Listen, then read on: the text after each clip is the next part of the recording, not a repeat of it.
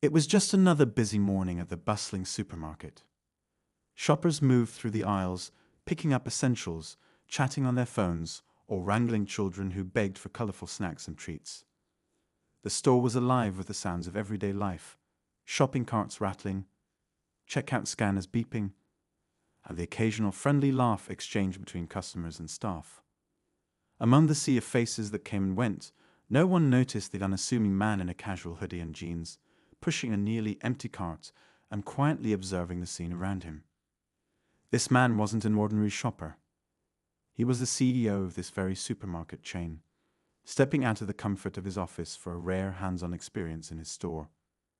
Today, he wasn't here as the boss, but as an undercover customer, curious to see what his business looked like from the eyes of those who mattered most, the employees and the customers. He had always believed in running a business that cared about its people, but the numbers on reports and polished presentations in boardrooms only told part of the story. If he wanted to truly understand, he needed to see it all firsthand, the good, the bad, and the untold moments in between. He wandered through the aisles, taking mental notes of how the staff interacted with customers and whether the shelves were stocked with care. But as he approached the checkout area, something caught his attention. A little girl's voice floated from behind him, a soft, sweet sound that carried an unmistakable sense of excitement. "Daddy, do we have enough for the cookies too?" she asked, clutching a brightly colored box with cartoon characters on it. The CEO glanced over his shoulder, his curiosity piqued.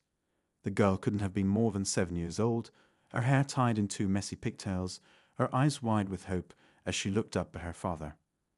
He, in turn, looked down at her with a strained smile, his tired eyes betraying a deeper worry.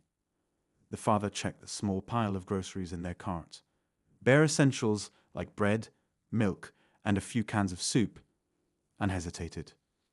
"Let's see when we get to the register, sweetheart," he said softly, his voice calm but laced with something the CEO recognized all too well, the quiet burden of making tough choices.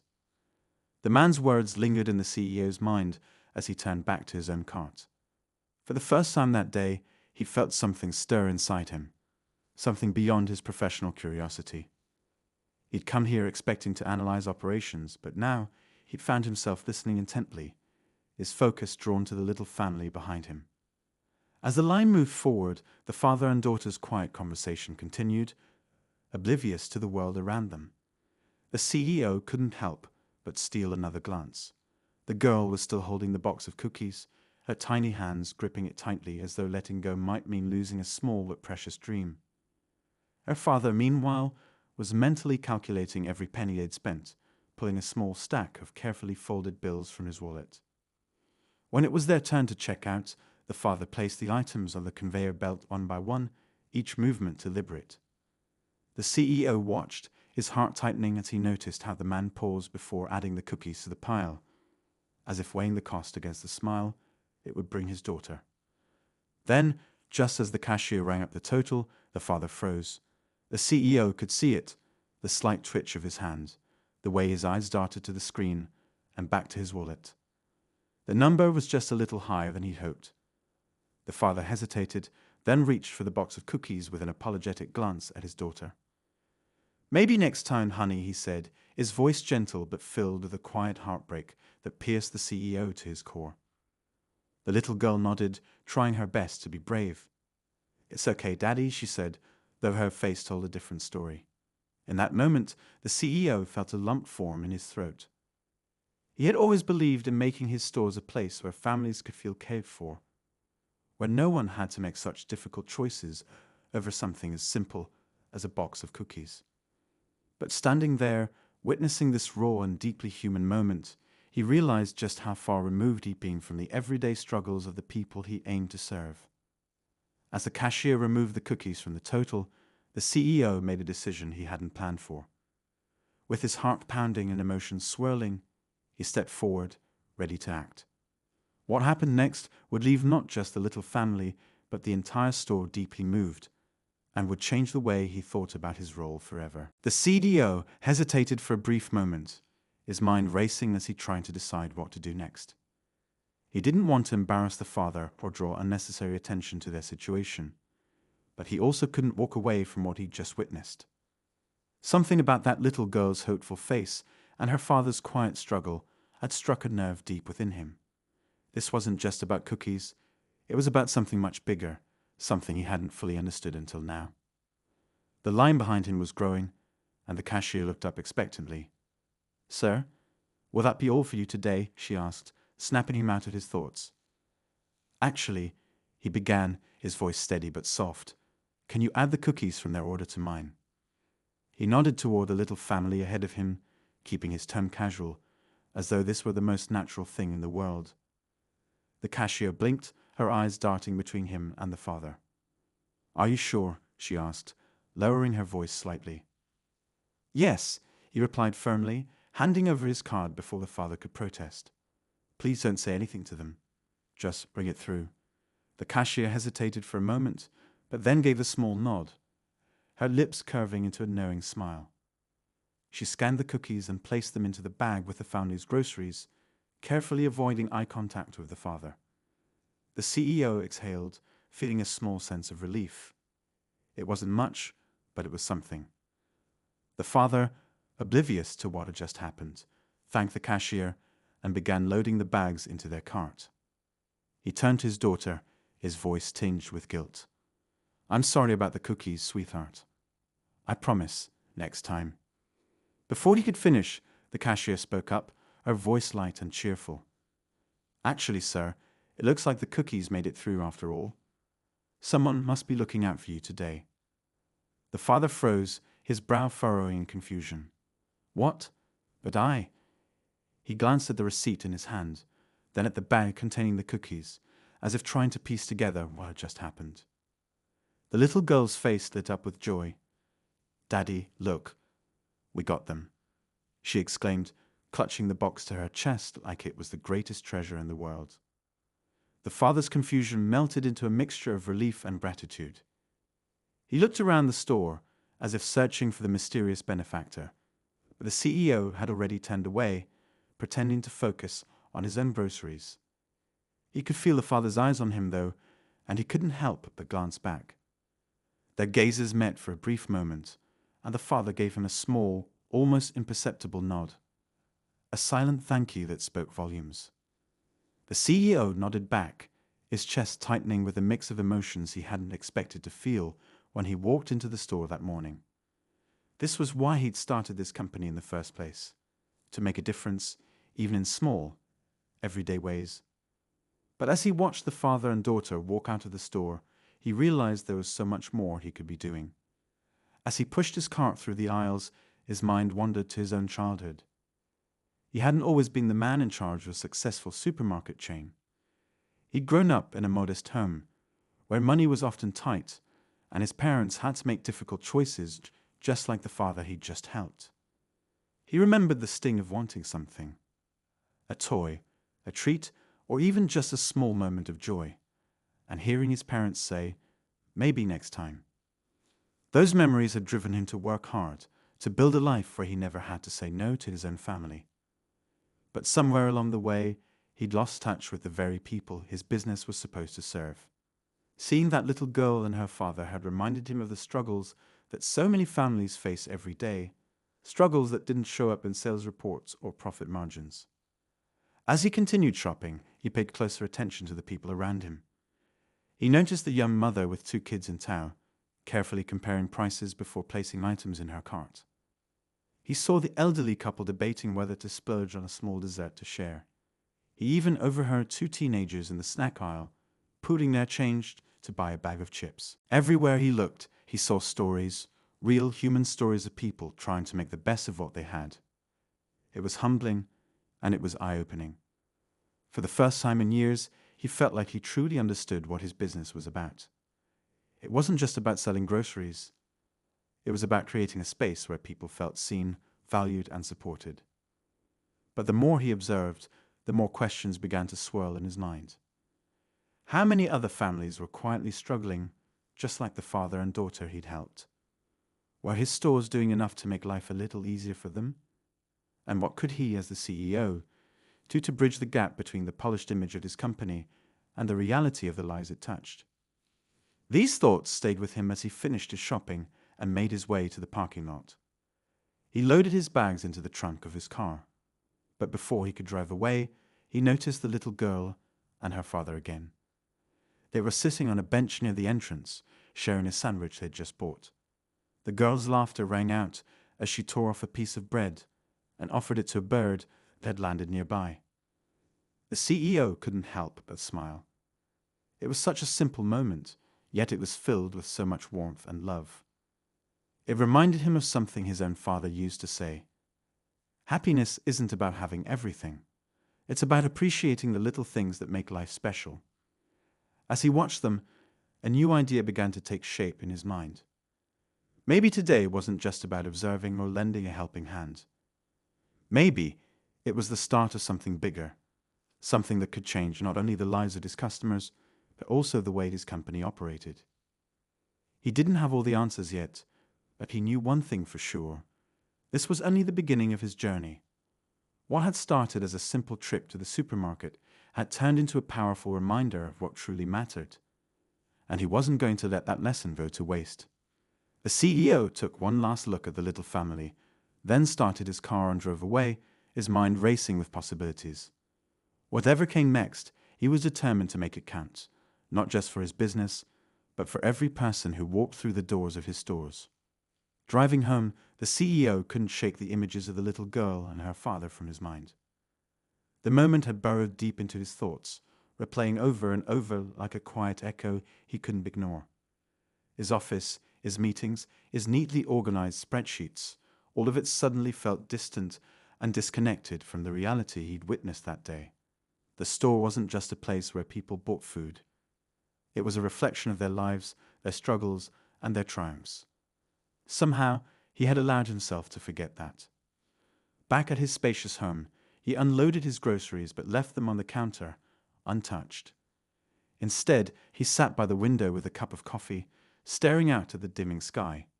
His wife noticed his unusual quietness and approached gently. "You seem lost in thought," she said, placing a hand on his shoulder. He hesitated, unsure how to explain. "I met a father and daughter at the store today. Well, I didn't really meet them, but I saw something that stuck with me." He described the scene, the cookies, the hesitation at the register, and the father's quiet dignity. His wife nodded, listening intently. "It's hard to see things like that and not feel a pull in your heart," she said softly. "But maybe you were there for a reason. Sometimes moments like these are a nudge, a reminder that we're all connected."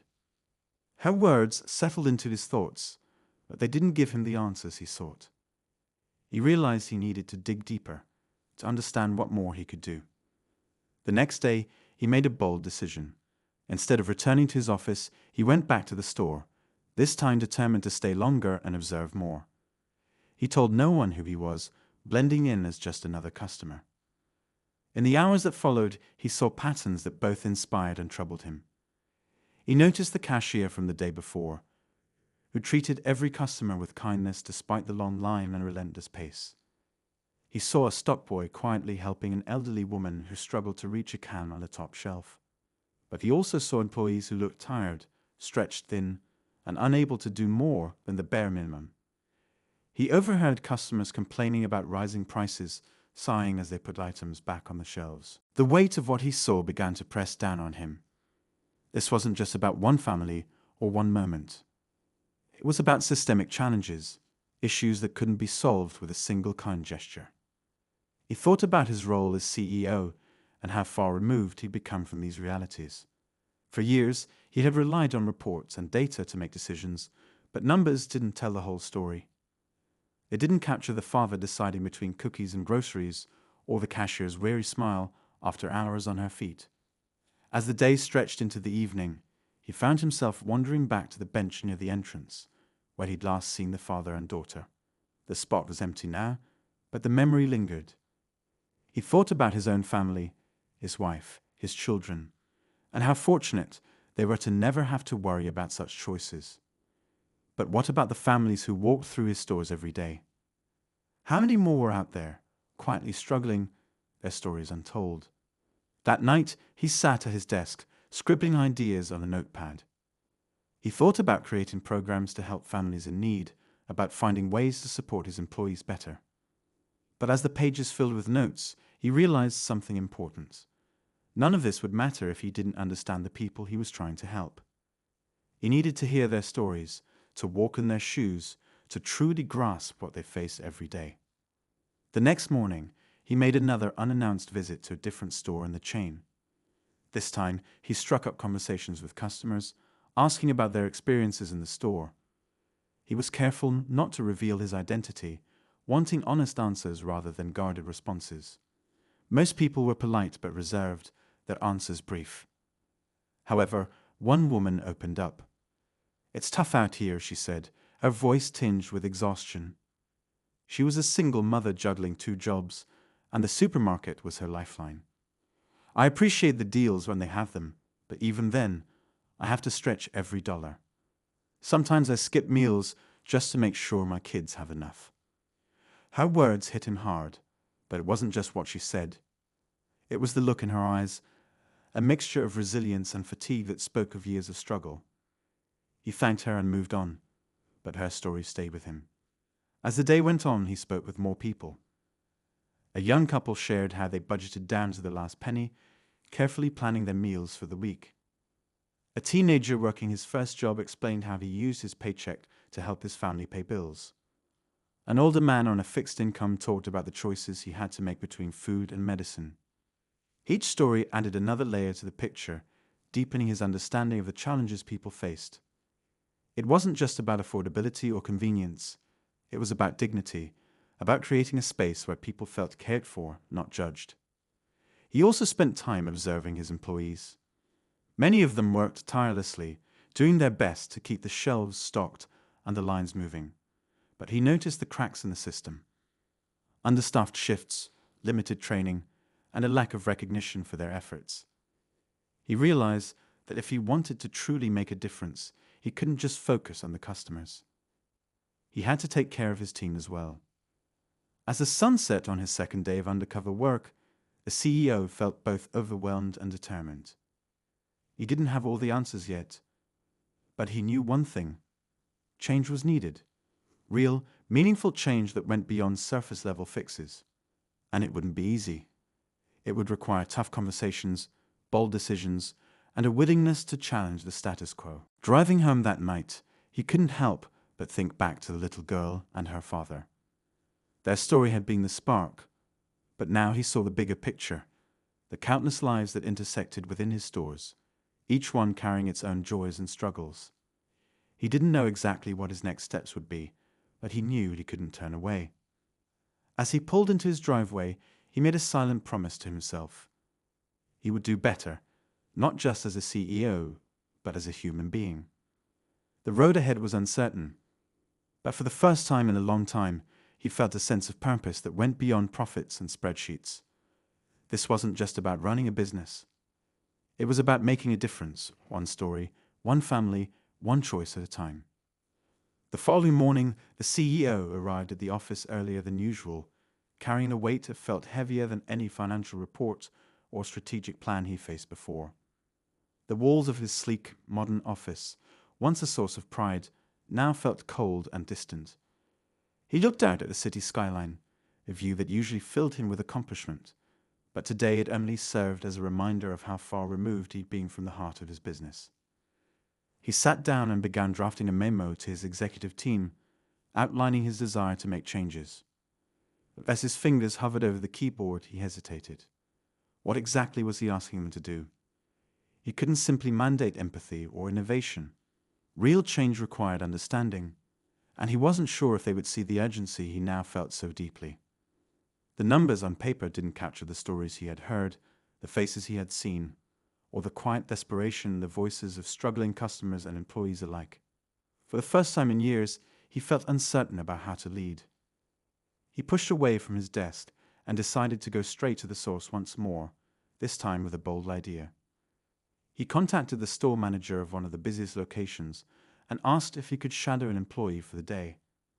The manager, unaware of his true identity, agreed hesitantly, thinking he was just another curious corporate visitor. Within an hour, The CEO found himself wearing the same uniform as the store staff, blending into the rhythm of their daily routines. He worked alongside a young cashier named Louis, who had been with the company for 2 years. Louis was patient and efficient, but his smile faltered as the day wore on, revealing the exhaustion beneath his cheerful exterior. During a brief lull, the CEO asked him how he liked working there. "It's not bad," Louis replied with a shrug. "The people are nice, and I try to stay positive, but it's hard sometimes, you know. We're always short-staffed, and I feel like I'm running on empty most days. Still, I'm grateful to have a job. My mom always says, 'At least you're working.'" The CEO nodded, his chest tightening at the casual resignation in Louis's tone. He wanted to say something, to offer reassurance, but he held back.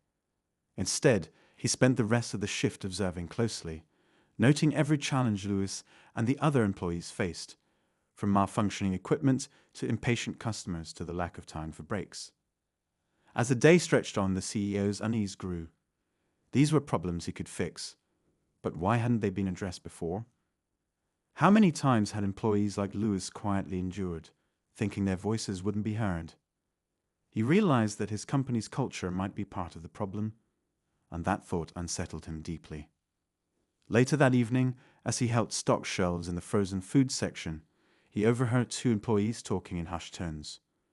One of them, a middle-aged woman named Sandra, was explaining how she'd had to switch shifts last minute to care for her sick child. The other employee nodded sympathetically, but said nothing, their silence heavy with the understanding that there wasn't much room for flexibility in their schedules. The CEO felt a pang of guilt. He had prided himself on running a company that valued its people, but was that just a slogan? If the day-to-day realities didn't reflect those values, then what did that say about him as a leader? Just as he was about to leave for the night, he noticed a familiar figure at the end of the aisle. It was the father from a few days earlier, the same man who had hesitated over a box of cookies. He was back, this time alone, pushing a nearly empty cart. The CEO's breath caught in his throat. The man's shoulders were slumped, and he moved with a kind of wariness that made him look older than he was. The CEO watched as he carefully selected a loaf of bread and a carton of eggs, his movements deliberate and measured. There was something deeply humbling about seeing him again, a stark reminder of the quiet struggles. As the man approached the checkout, the CEO felt an impulse to follow, but something held him back. He wanted to help, but he didn't know how to do it without overstepping. He watched from a distance as the man paid for his groceries and walked out into the night, disappearing into the shadows of the parking lot. The CEO stood there for a long moment, his heart heavy with a mixture of sadness and determination. He couldn't keep watching from the sidelines. It was time to act. The next morning, he called an emergency meeting with his executive team. For the first time, he shared what he had seen and heard during his time undercover, painting a vivid picture of the challenges faced by both employees and customers. Some of the executives looked uncomfortable, while others seemed genuinely moved. "This isn't about profit margins or market share," the CEO said, his voice steady but urgent. "This is about people, real people with real struggles. And if we can't find a way to serve them better, if we can't be the company they deserve, then what are we even doing here?" The room fell silent. The CEO could feel the weight of their skepticism, but he pressed on, outlining a plan to create more support for employees and programs for customers in need. He proposed investing in better training, improving scheduling flexibility, and partnering with local organizations to provide assistance for families facing financial hardships. As he spoke, he could see the tension in the room shift. Some nodded in agreement, while others furrowed their brows, clearly grappling with the implications of what he was asking. It was a bold vision, and he knew it wouldn't be easy, but he also knew it was necessary. By the end of the meeting, the room was buzzing with cautious optimism. The CEO left feeling a flicker of hope, but also a gnawing sense of uncertainty. He had set the wheels in motion, but would it be enough? Driving home that evening, he replayed the events of the past few days in his mind. The father and daughter, the employees, the countless stories he'd encountered. All of it had led to this moment. He knew the stakes were high, but he also knew that sometimes the hardest paths led to the most meaningful outcomes. As he pulled into his driveway, he couldn't help but wonder what would happen next. Change was never easy, and the road ahead was full of unknowns. But for the first time in a long time, he felt a sense of clarity. This wasn't just about fixing problems. It was about building something better for everyone. The night was quiet, but his mind was anything but. He couldn't shake the feeling that everything was building toward a pivotal moment, one that would define not only his company, but also his legacy. And as he stared out into the darkness, he realized he was ready to face whatever came next. The following week, the CDO dove headfirst into implementing his vision. Meetings were scheduled, committees were formed, and plans began to take shape. The changes he proposed were ambitious, aiming to rework the culture of his company from the ground up. He was determined to create a space where both employees and customers felt valued and supported. However, he quickly discovered that not everyone shared his urgency. Some of the board members questioned the cost of the initiatives. "Our numbers are strong," one of them said during a heated discussion. "Why risk disrupting a system that's already working?" Others voiced concerns about shifting focus away from growth and profitability. The CEO countered with the stories he had witnessed, recounting the struggles of families like the father and daughter, the exhaustion of employees like Luis, and the sacrifices of single parents like Sandra. He argued that success wasn't just measured in profits, but in the lives the company touched. Still, he could see the doubt in their faces. The pushback was stronger than he anticipated, and for a moment, he felt the weight of the challenge pressing down on him. But he reminded himself of the promise he had made, not just to himself, but to the countless people who depended on his stores. He couldn't back down. As the weeks went on, the changes began to take root, albeit slowly. Pilot programs were introduced, offering employees more flexible scheduling and increased support. Customers received access to new discounts and community outreach programs aimed at easing financial burdens. The response was mixed. Some employees embraced the changes with gratitude, while others remained skeptical, waiting to see if this new approach would stick. Just as things seemed to be moving in the right direction, an unexpected twist threw everything into chaos. Late one evening, the CEO received a call from a regional manager about a video that had surfaced online. It showed an employee breaking down in the middle of a shift, overwhelmed by exhaustion. The video quickly went viral, with captions criticizing the company for overworking its staff. The CDO's heart sank as he watched the footage. It was raw and heartbreaking, a stark reminder that even with his efforts, the problems weren't fixed yet. He could see the pain in the employee's eyes, the same exhaustion he had witnessed during his undercover visits. The backlash was swift and unrelenting. Social media erupted with angry comments, customers threatening boycotts, and employees sharing their own stories of feeling undervalued and overworked. The CEO found himself at the center of a storm, his intentions questioned, and his leadership scrutinized. He called an emergency meeting with his executive team to address the crisis. Tensions were high, and the room buzzed with a mix of fear and frustration. Some executives suggested issuing a standard apology and moving on, but the CEO refused. "We can't just sweep this under the rug," he said firmly. "This isn't just about damage control. This is a wake-up call. If our employees are struggling, then we're not doing enough." Despite his determination, he knew the stakes had risen. The company's reputation was on the line, and the pressure to act quickly was immense. But he also knew that rushing into half-baked solutions would only make things worse. In the days that followed, the CEO doubled down on his efforts. He personally reached out to the employee in the video, offering support and listening to their concerns. He also invited employees from across the company to share their stories in an open forum, promising to use their feedback to shape future changes. What he didn't expect was the flood of responses he received. Employees from all levels of the company began coming forward, not just to share grievances, but to offer ideas and solutions. Their stories were raw and unfiltered, but they also carried a sense of hope, a belief that things could get better if they worked together. Amid the turmoil, another surprise awaited him.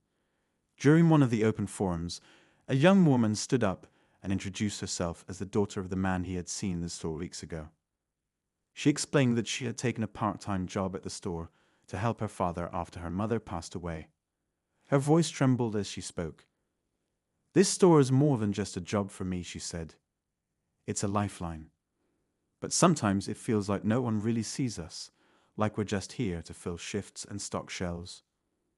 I know things are tough for everyone, but we need to feel like we matter too." The room fell silent as her words hung in the air. The CEO felt a wave of emotion wash over him, a mixture of guilt and resolve. He had started this journey because of her family, and now she was standing in front of him, challenging him to do better. That night, he couldn't sleep. The stakes had never been higher, and the path forward was anything but clear. But as he replayed the young woman's words in his mind, he realized something important. This wasn't just his fight. It was a shared effort, one that required listening, learning, and working together. The next morning, he made a decision that surprised even himself.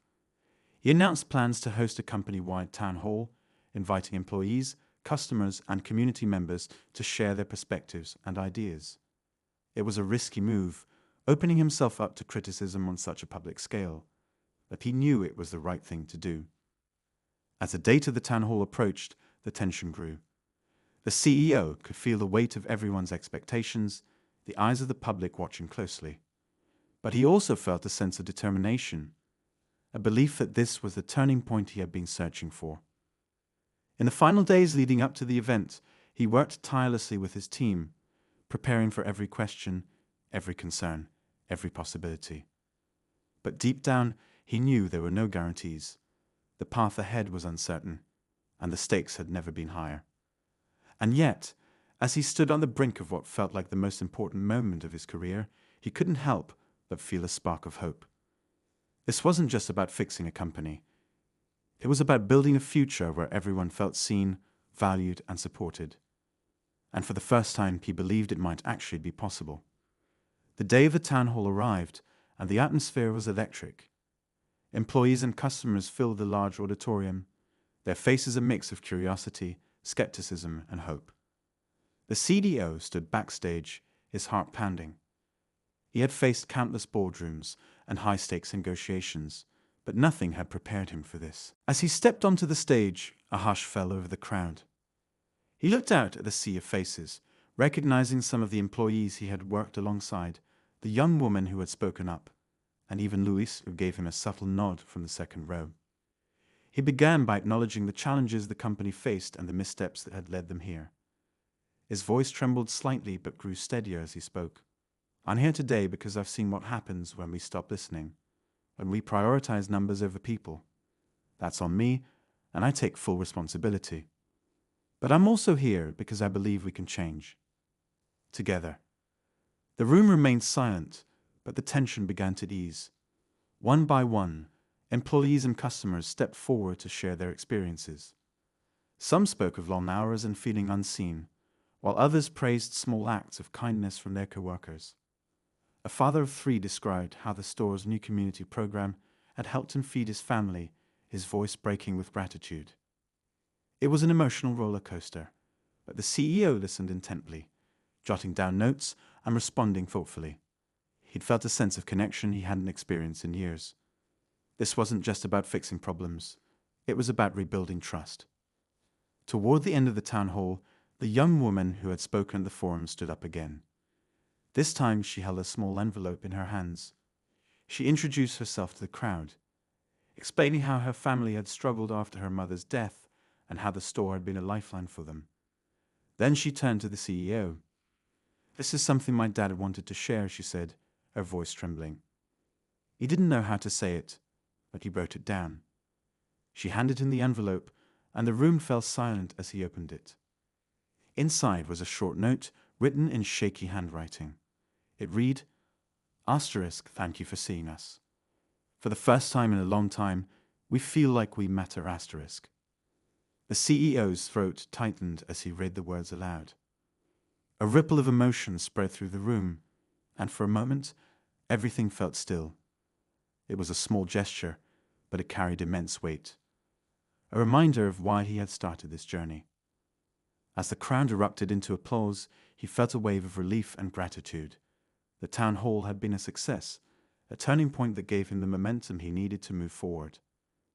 But just as he thought the hardest part was over, an unexpected voice called out from the back of the room. "Excuse me." It was an elderly woman, her hand raised high. The room quieted as she slowly made her way to the front. She introduced herself as Mrs. Grayson, a long-time customer who had shopped at the store for over 30 years. "I've seen this company grow from a small chain to what it is today," she began. "And I've seen the good and the bad. But I want to tell you something I've learned in all my years. Real change doesn't come from meetings or speeches. It comes from action." The CEO nodded, humbled by her words. "You're absolutely right, Mrs. Grayson," he said. "That's why this is just the beginning. We have a lot of work to do, but I'm committed to making things better for everyone." She smiled faintly but held his gaze. "I hope so," she said. "Because if you really want to make a difference, you need to remember one thing. It's not about what you say today. It's about what you do tomorrow." Her words lingered long after the town hall ended. The CEO knew she was right. The applause and positive feedback were encouraging, but they were only the first step. Real change would take time, persistence, and unwavering dedication. Over the next few months, the company began to transform. Employee feedback became a cornerstone of decision-making, and new initiatives were rolled out to support both workers and customers. The CEO made it a point to visit stores regularly, connecting with the people who made the business thrive. But the real twist came one rainy afternoon, months after the town hall. The CEO was visiting the same store where he had first gone undercover, chatting with Louis and the young woman who had inspired him. As he walked through the aisles, he spotted a familiar face, the father from that fateful night. This time, the man looked different. He stood taller, his cart filled with groceries, and a smile played at the corners of his mouth. When their eyes met, he hesitated for a moment before approaching. "I just wanted to say thank you," the man said quietly. "I didn't know who you were that night, but what you've done, it's made a difference. Not just for me, but for so many people." The CDO felt a lump in his throat as he shook the man's hand. "Thank you for sharing your story," he replied. "It changed everything." As the man walked away, the CEO stood in the middle of the bustling store, surrounded by the sounds of laughter, conversation, and life. It wasn't perfect, and there was still work to be done. But for the first time, he felt like they were moving in the right direction. And in that moment, he realized something profound. Leadership wasn't about having all the answers. It was about listening, learning, and never losing sight of the people who mattered most.